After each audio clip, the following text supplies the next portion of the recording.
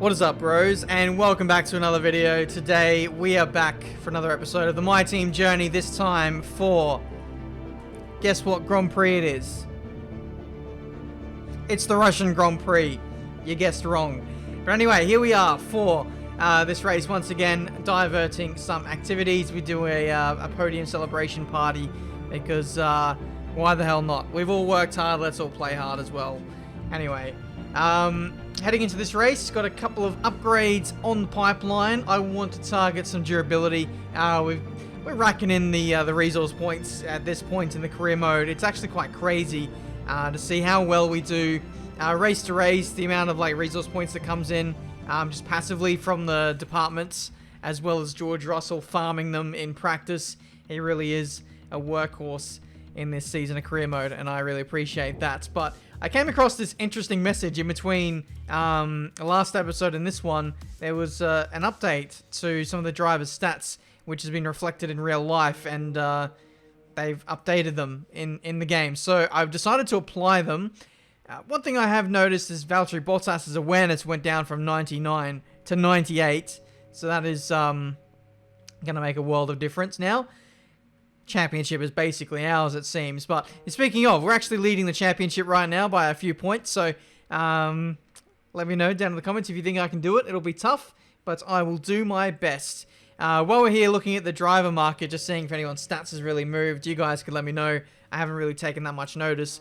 One thing I tend to take notice of is the pace. And from what I could tell, the pace was mostly the same, to be honest. Maybe a few people are a little bit faster. Sergio Perez is 88 pace, so I think he's improved a little bit. But otherwise, it is interesting to look at the driver market.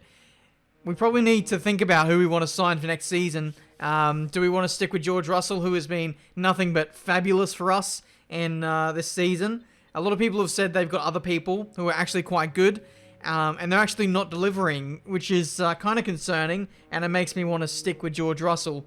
I haven't made up my mind at all. I don't have any reason to get rid of George. I'd be more than happy to keep him on for Season 3. But by the same token, I don't mind exploring our options and seeing if we can sign someone with more experience, maybe. With a bit more pace. Maybe a Daniel Ricciardo, Verstappen, hell, even Lewis Hamilton. Who the hell knows? I guess it all depends on budget and where our team standing is. We might not have the team acclaim to sign someone like Lewis Hamilton, for example. He is around acclaim level 19 or 20, and we're on acclaim level 18 at the moment. So we could pretty much sign anyone but him, I think, at this stage, if we have the resources for it. But practice one, pretty good. We topped the session there. Well, I didn't top it. George Russell did. I was 500ths away from topping that session. So that shows the pace of the car is there, representative, but not quite as dominant as it was in Singapore. Singapore was crazy. It really did suit the characteristics of our car. And I would imagine that it's going to go back to business as usual for this race, especially given that Mercedes have upgraded heading into this race, I believe. They've not drawn level, but they're within touching distance. They're pretty close to us once again, so we'll need to keep our wits about us as we head into the crucial sessions of the weekend, qualifying, and then the race. Let's get into it for the Russian Grand Prix.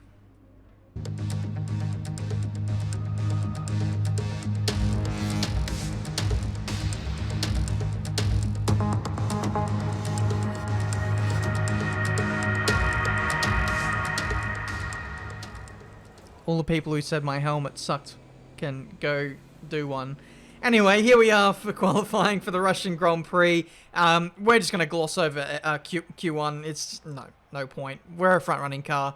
I breezed through it with one lap, P12 in the session, which wasn't, well, it was a little bit concerning, I'm not going to lie, for the rest of the weekend.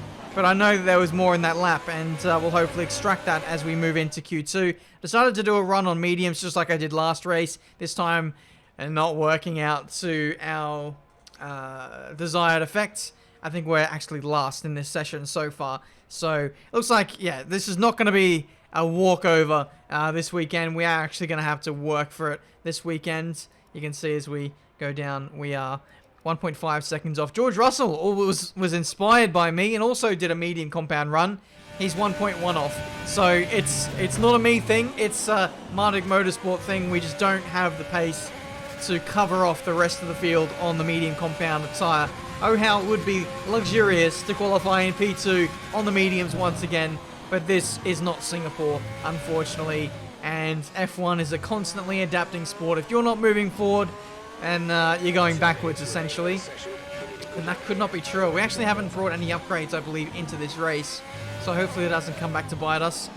We will go more on the performance side, maybe on the next episode. But regardless, Q2, pretty close affair there. I opted for the soft compound tyres at the end of the session, and we only just marginally miss out on provisional pole. We still have one more session to negotiate, but that does give me a bit of confidence as we dip into the very low 28s. I'd imagine pole is going to be well into the 27s as we approach Q3. Max Verstappen knocked out in Q2. So too with Daniel Ricciardo. That's a bit disappointing. Renault, I have touched on them recently. They have been upgrading in big amounts when they have upgraded, and that is just not a good reflection upon their car and the upgrades and the strides that they've been making. So they need to do better, essentially, especially Daniel. I expect more of him. But anyway, Q3, we open the account with a 128.3. That's 0.3 shy of what we did in Q2. But as we approach the end of the session here, this is where the big bucks are earned for the top teams here in Formula 1. Currently residing in P7. We need to find about 4 or 5 tenths in order to be up there with the big boys. You can see both the Racing Points doing well in P5 and 6. A bit of a reflection of what they're actually doing in real life at this stage. So it's actually kind of cool to see that realism kind of carry over into this career mode 2 seasons in. Sebastian Vettel not doing as well compared to his teammates again. That's realism right there. But Danny Kvyat, P9, what's going on there? That should be Pierre Gasly. And then we really do have a realistic Formula 1 grid.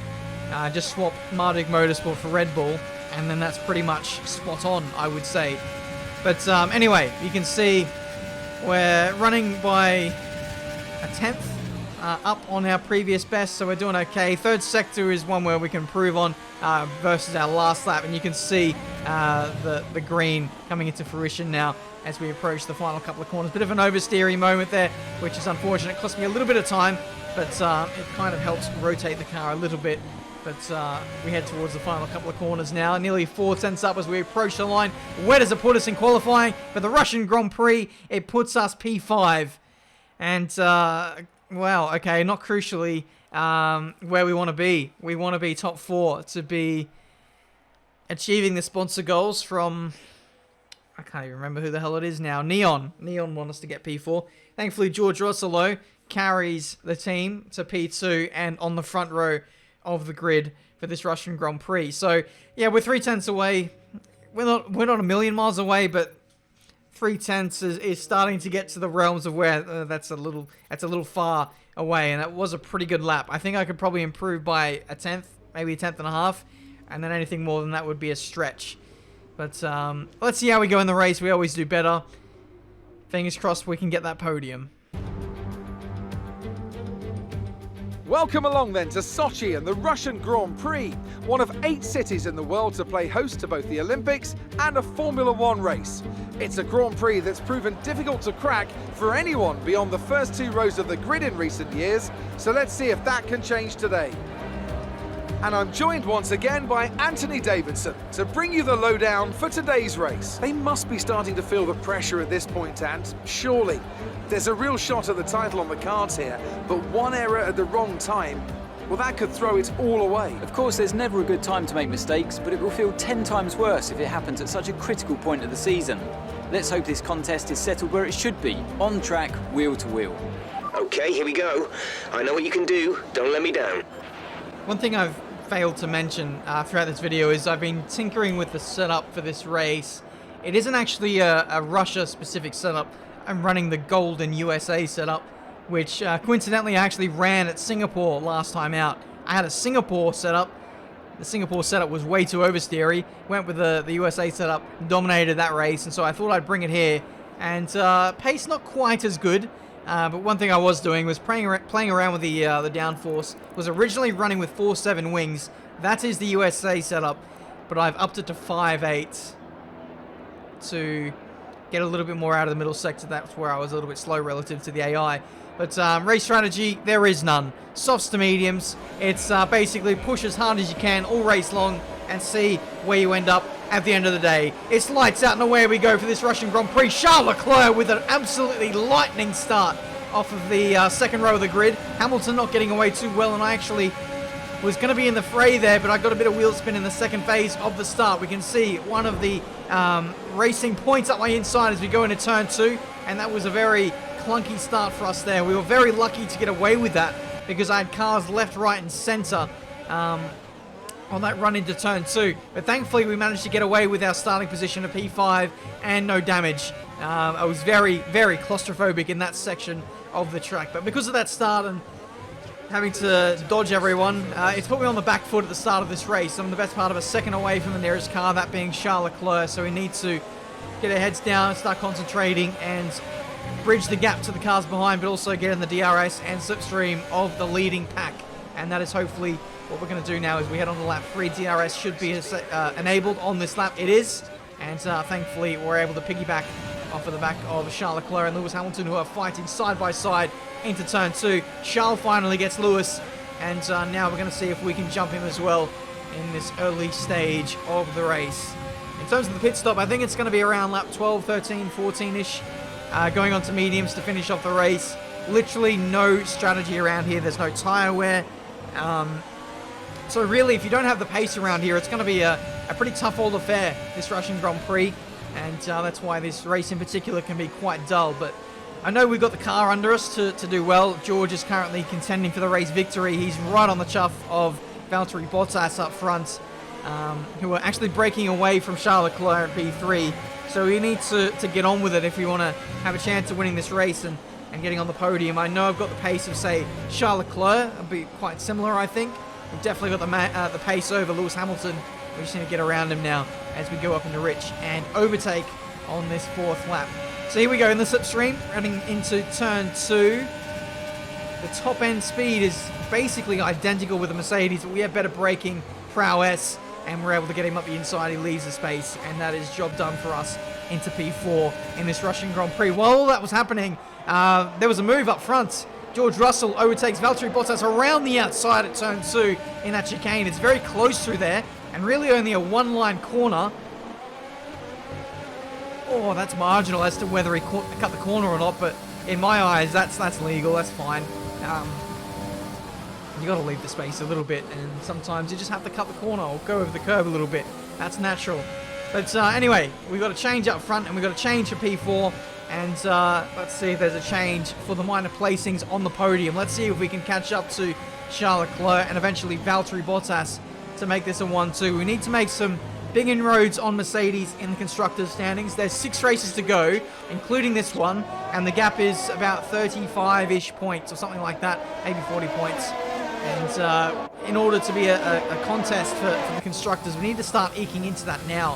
Thankfully, I'm ahead of 1 Mercedes at the moment, and George is in front of 1 Mercedes at the moment, so we would gain, but I'd like to gain more, to be honest, just to be that much more comfortable heading into the final 5 races. I don't know what's happening in terms of R&D, whether there's going to be a reset coming for next season. I think surely I would have got an email on that by now, at least some whispers. I have not seen anything in the paddock to suggest that is happening. So maybe we can go full ham with the R&D upgrades. Let me know when that actually comes in. I always thought it was around Singapore, Russia time. And we are past that now. Anyway, lap 6. And I've been fighting to catch up to Charles Leclerc. You can see the gap is hovering right under a second. Unfortunately, I didn't get DRS on that previous lap. Hopefully we will this time. I'm pushing so hard. You can see in every clip I'm running in either rich or overtake. And I'm not really conserving fuel. I'm going as hard as I can to get close to this guy. And unfortunately, we've just cut things too fine. We're pretty much out of ERS. Hamilton has been picking up momentum over the last few laps and building to something. And that something is an overtake. He's got back in front of us, back into P4. And now we're going to see if we can cling on to the curtails of Lewis Hamilton. Hopefully he can drag me towards Charles Leclerc. It looks like his tyre wear is a little bit better. I don't know. shouldn't be better. We've got tyre wear upgrades. They probably do too. It's Mercedes. They're the best, coming up to the best car in the field. So who the hell knows? We're coming in at the end of this lap, and we're going to box for the mediums. You can see I got pretty close to Hamilton, but not too close. I lifted off there to make sure I didn't get too close and make him go defensive and then compromise me. I basically wanted to make him run the fastest that he could, uncompromised. Not really thinking about me, hopefully. But my pit window was open on that last lap, lap 11. And surprisingly, George Russell came into the pit lane on my box lap. But that's fine, because after I thought about it for 2 seconds, it makes sense that the team prioritized George, because he needs to get the undercut, or he needs to make sure that he doesn't get jumped by Bottas in the stops. And in actual fact, Bottas has stayed out the extra lap. So it's interesting plays there at Mercedes. You would think that Bottas would have got priority over Hamilton, given that he's leading the championship and also the car ahead in this race. But that's Mercedes bias for you. 15 laps to go in this Russian Grand Prix. We are responding on the next lap.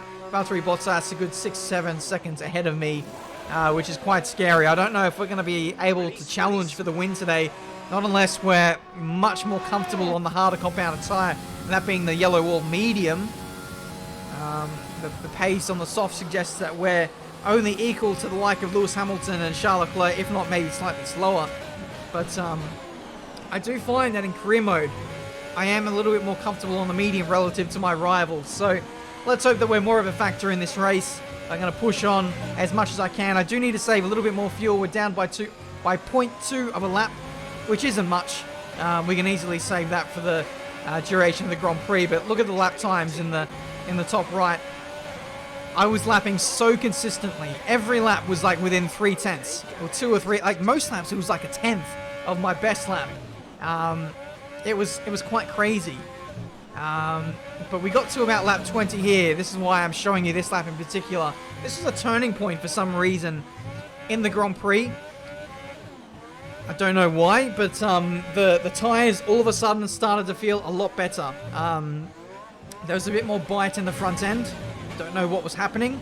Maybe the game is a bit funny with tyre pressures. Sometimes you just get stronger as the Grand Prix goes on, and that's the case here. I did lower the front wing by 1 click at the start of this stint, so maybe I was a little bit weak at the start of this medium compound stint, but now that the fuel is burning off, the understeer is becoming less and less of an issue, and the tyres aren't having to deal with as much strain or as much weight, energy being put through them. It's weird, but this is something I've definitely noticed over the lifespan of this year's game, that as the race goes on, we get stronger and stronger relative to the AI, and we're finally making a comeback towards Lewis Hamilton. This is how close things are. It is honestly, on a normal track, under normal circumstances, 110 difficulty, I am so closely matched with the AI sometimes on some circuits.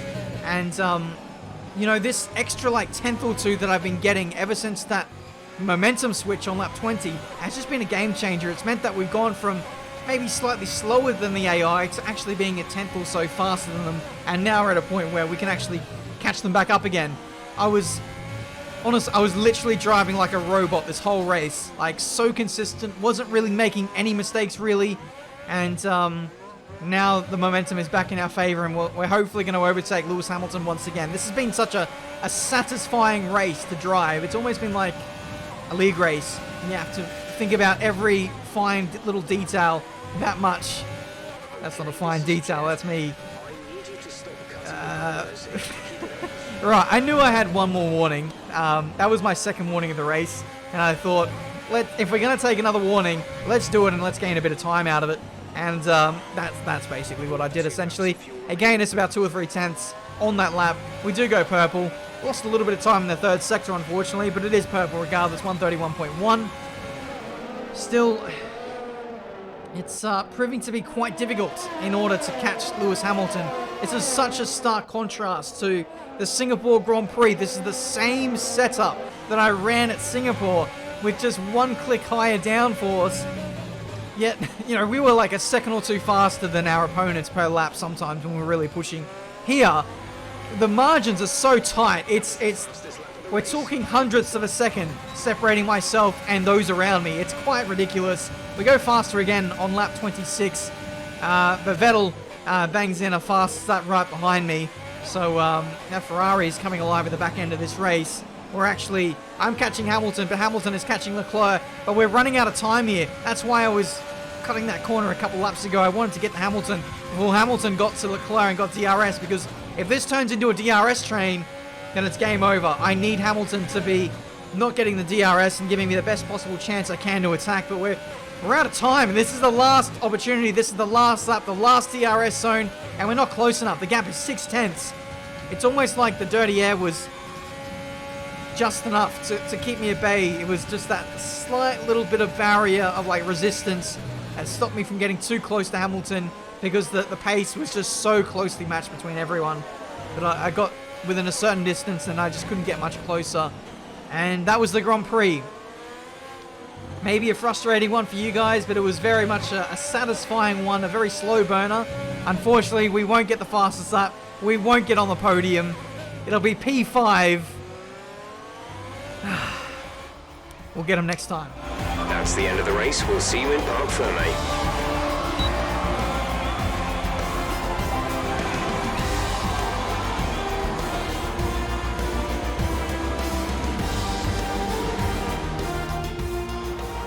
Another superb Russian Grand Prix comes to an end, and it's a thoroughly deserved victory. Tell me, Ant, how do you think they were able to deliver such an incredible result today? Well, I think it was clear what the main contributing factor out on the track was today: speed. I know it sounds like an obvious thing to say, Crofty, but fast cars win races, and we saw that today with our winner. Well, I'm thoroughly exhausted after the excitement of that race, but I'm sure it's nothing compared to our drivers here. They've worked hard to make it up there, and it's great to see them make their way out onto the podium. So there we go then. George Russell wins the Russian Grand Prix. Great job from him. He had so much momentum behind him right from the outset. He was on the attack, got past Bottas early, and just kind of eased away slowly and slowly over the course of the Grand Prix.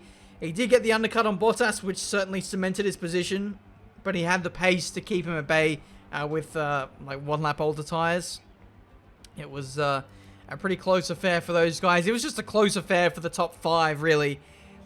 Literally nothing separating all of us on pace, really. Like, just small little momentum shifts or like tiny little details here made a massive difference in the context of the yo-yo, the seesaw battle between all of us. It was, honest, I'm sorry for like banging on about it so much, but it was very, very satisfying. That's one thing in this career mode, that when the balance is right, those fine margins, it's just, that's what makes these races satisfying. And sometimes it happens, sometimes it doesn't, like Singapore, where we're wildly faster than everyone else.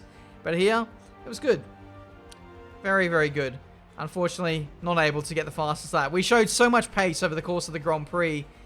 It was a shame that we didn't get the fastest lap in the end there, because we were held up in the dirty air of Hamilton and we couldn't really do anything on the last lap. We lose the lead of the driver's standing. So we went from first, leading by like 3 or 4 points, to now in third, trailing Bottas by 3 or 4 points. It was quite ridiculous. But thankfully we did make some small gains on Mercedes in the constructors' standings. I think it's only 30 points now separating us, and we have 5 races to go after this one. So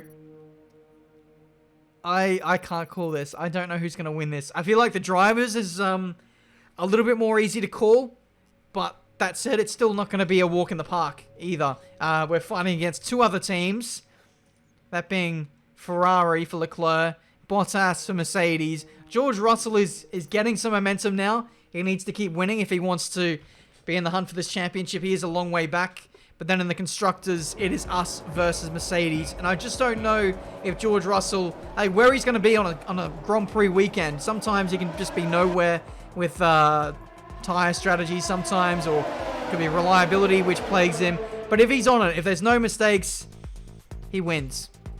Just like today. So let's hope that we have consistent George for the rest of the season, and then we might be half a chance of winning this Constructors' Championship. But this is going to be close, like today's race.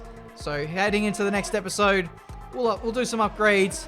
We'll do some durability stuff as well. I think hopefully and then we'll go from there. At the moment, in terms of finances, I'm saving my moolah because it's not much that that facility upgrades can do for us at the moment. We are coming to an end of an upgrade phase for the season, and I do need to start saving for either George for next season or someone potentially better. And I don't know, we'll see how it goes. If I am going to spend money, maybe, man, I don't know. Could I spend some money on upgrading the pace of George in the simulator? I don't know. Lots of things to have a think about. We can't afford to make any mistakes for the rest of the season. It is crunch time. With that said, thank you guys so much for watching. Hopefully you enjoyed. Very, very close affair. Polar opposite to Singapore. I don't know where we're off to next time, but I think it's the Japanese Grand Prix. It'll be an interesting one. I think it'll be very close between us and Mercedes. We got the downforce of the first sector, quite good there for us. But then the straight line speed of Mercedes could come into fruition. Who knows? I really can't call it. Until the next one, I'll see you next time.